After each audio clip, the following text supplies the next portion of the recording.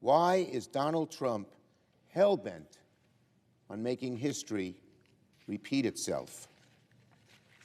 Why is he plunging America headfirst into a war that Americans do not want and which he cannot even explain? Enough is enough. The American people deserve a say, and that is what our resolution is about. We must act to stop Trump's belligerence. The American people will be watching how senators vote. History will judge this chamber for how we act. To my colleagues, all of my colleagues, it is time to make a stand. We must stop another war in the Middle East. Senator from Mississippi is recognized. Mr. President, 45 of the last 47 presidents, which is all we've had, have ordered kinetic acts, just like President Trump has done, without going to Congress. This isn't new. This has happened 45 in the last 47 presidencies. The Constitution, Article 2, clearly gives the president not only the right, but indeed the duty, as does his oath, to protect the United States. Mr. President. The declaration of war is not a power that the President of the United States has. The Constitution makes it clear the declaration of war is the authority and the responsibility of Congress. Presidents of both parties, yes, they have engaged in military operations, but the declaration of war belongs to this body. Well, to me, this looks like a war.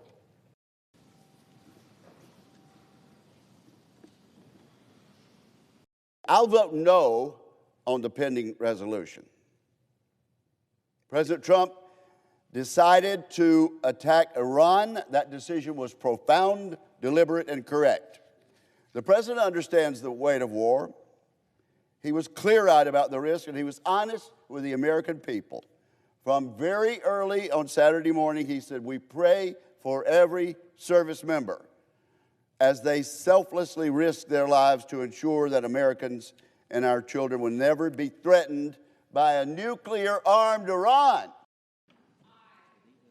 Mr. Graham. Mr. Grassley. Mr. Haggerty.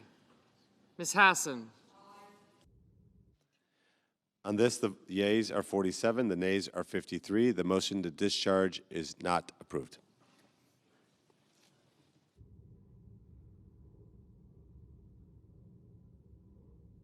The clerk will report the title of the concurrent resolution. House Concurrent Resolution 38, concurrent resolution directing the President pursuant to Section 5C of the War Powers Resolution to remove United States Armed Forces from unauthorized hostilities in the Islamic Republic of Iran.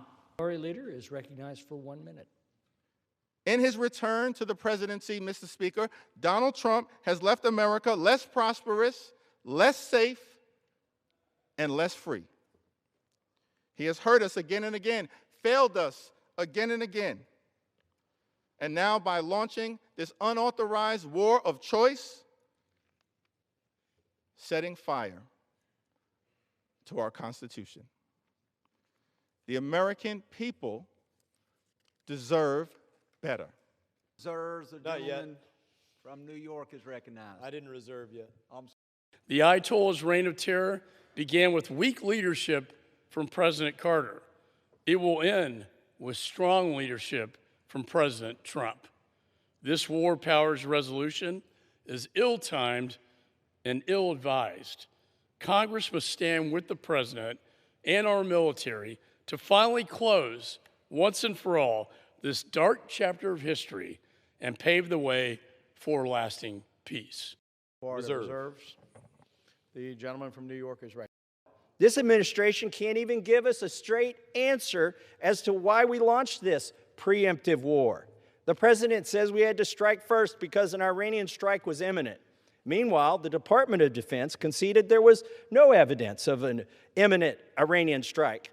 Some told us this war was about nuclear weapons, but 6 months ago, we were assured our last strike on Iran decimated their nuclear program. So which is it?